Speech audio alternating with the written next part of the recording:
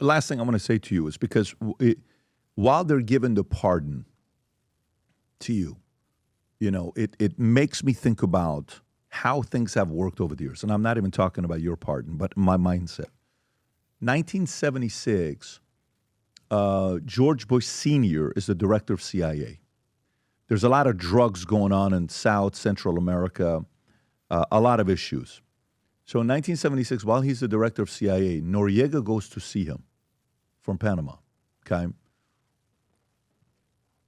And he goes to see him, comes back, allegedly, you can verify this, Rob, it could be wrong, but allegedly the CIA ends up paying him almost $200,000 a year, okay, for him to give intel to us, to the CIA. By 83, he's making millions of dollars a year, tens. Noriega's on fire. He's doing very well for himself. And every single time, so he was on the payroll. Yes, he was on. Can you find out what the number was? No evidence of Bush personally authorized it. I just want to know what the number was. I hear it was almost $200,000. So he gets on the payroll. Then he starts making millions of dollars. In exchange of being on the payroll and allowing to do the drug deal, every single time one of the drug disputes took place and they didn't pay him, he would give their names to the DEA and they would get arrested. Well, by 83, 85, 86, it was no longer, the communism and Russia was no longer the enemy. There you go. $200,000 to $320 a year. Communism was no longer the enemy. Eventually, the enemy became war against drugs, right? And so now we're more into Reagan era. By 1988, they bring Noriega to Miami, and then he gets arrested. The rest is done. He goes to jail. But during that time of him being on the CIA's payroll, he leaked a lot of information to him. So, one, what are your thoughts about Noriega? What do you think about that business model? Do you think it's still currently happening today? Do you know what I'm asking? Not really. So what I'm asking is guys like Noriega who are used to give intel on other people that are selling drugs, and a government would allow them, this could be from the Biden's administration, why they wanted to work with some of these guys, this could have been Kamala, this could have been, any of these. As long as you're sending me information about other people for me to catch, and you're willing to rat other people out, I'll let you keep making your billions. Kind of like what they did for them to come after you, okay? What are your thoughts about what happened with them, and do you think any of those methods are being used today? I don't really know. I cannot tell other than my government. For me, it was simple. If drugs go through Honduras, we have a lot of death, a lot of corruption. So my policy was to avoid drugs coming to Honduras. That's the reason, because through Honduras. See, we create a maritime shield, and we work with the South Command. They put some very big ships in the Atlantic, and we, with our small navy, we did our part too. We also create the aerial shield, the tuning down law, and also we create a land shield. What means that? I work with the Guatemalan government to put a special national force in that border. We did the same with El Salvador and with Nicaragua. So Honduras was protected with those three shields. The thing is... Can you go to that map, Rob, the one that he had on his PowerPoint? Please continue. So, if you look at that... Yes. I think... This is in 07. Which years? 2007. You know who the president was at that time? The guy who is the husband of the lady president right now, Mel Zelaya. So it started right there. Before they were moving drugs from Venezuela to the Dominican Republic. Mm-hmm. But then the Dominican Republic created this shutting down law. I got the idea from there. You got the idea from DR. Yeah. I got you. Yes. And then if you move the other one... And what does that law mean? What does that law mean? If there is a flight, you have to have a legal permit. There have to be a communication between the country that you are coming from to the country that you are supposed to land. So they already have that information that plane, Got it. The line says... You've approved it. The name of the pilot, whatever. And then if they don't have that permit, which is an illegal flight, so our planes come up, and they have a protocol of how to communicate by radio, but also by signals. And they told them, you have to land in that airport or ship, whatever. If they don't do it, we're going to shoot you. Now I can say it because I already passed. We weren't in the business of killing pilots. We were in the business of stopping those flights, and we achieved that. As General Kelly told those guys in the State Department, as a deterrent, that law is incredible. Interesting. And we achieved that. That's the reason, because you see at this time, what is this year? No. That's by sea. This is by sea.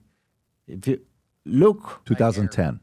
that's the trend, that's the synergy that was going on after this Mel Zelaya guy was in power. So that's the problem that we have. That's the reason, because we started with that law. If you continue the next one. So this shows though, Rob, that goes from Venezuela to Honduras because of Zelaya Castro's close relationship, friendship with the Venezuelan regime. Yes. And if you see now, Dominican Republic have lower. Okay. If you continue, look now. No, that is by sea. By sea. Keep going. Keep going. Now, if you see, Honduras is almost free. Then we weren't even between the fifth countries with more drugs passing through. Got it. After being the first batch. That's what we did. And they didn't allow me to use that information on trial. And do you know that information, where it's coming from? From Southcom. That's coming from Southcom. Southcom. That's the information that they share with us. So it's as accurate as it gets. Yes, they have a satellite system and human sources also. This is 2017. Yes. But if you continue to do that, it improves even more. You see how Honduras is free? All the things is moves to the Pacific, to Costa Rica, to Guatemala, and to Mexico. And Honduras is in the middle, the green. Yep. Can you put an arrow on it, Rob, so the audience can see where it's at? That green right there. See? Yeah. They come to Belize, to Guatemala, whatever, because that's what we did. And this is 2020. 2020. The last year of my presidency.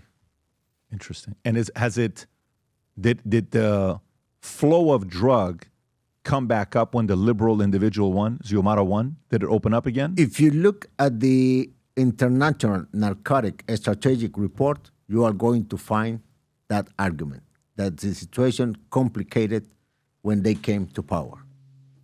Interesting. Which match with the statement of Attorney General Bundy. Yeah, so it looks like you're optimistic about the new guy that's in. It looks like you're optimistic if he wins, Xiomara Castro. If he wins, what do you think will happen to Xiomara Castro?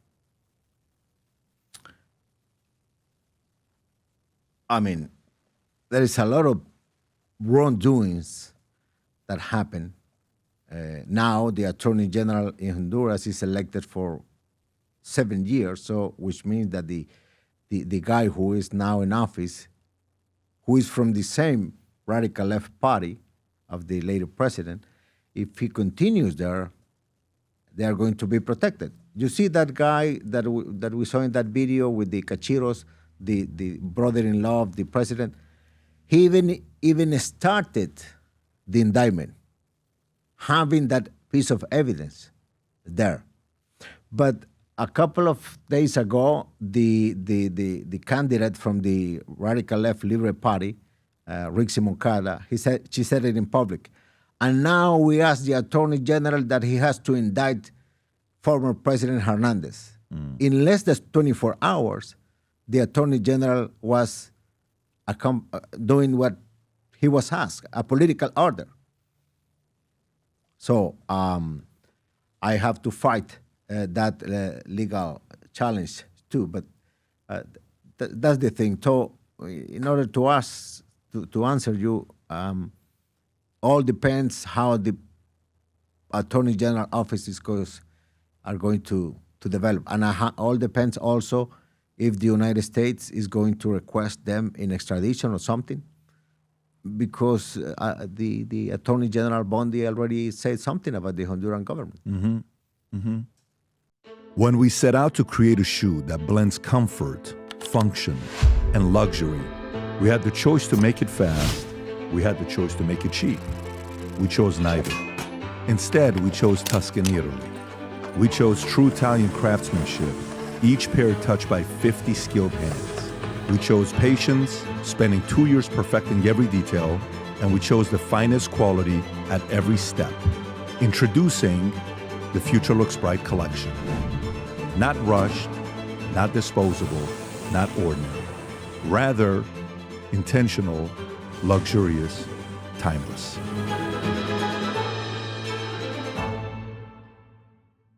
If you enjoyed this video, you want to watch more videos like this, click here. And if you want to watch the entire podcast, click here.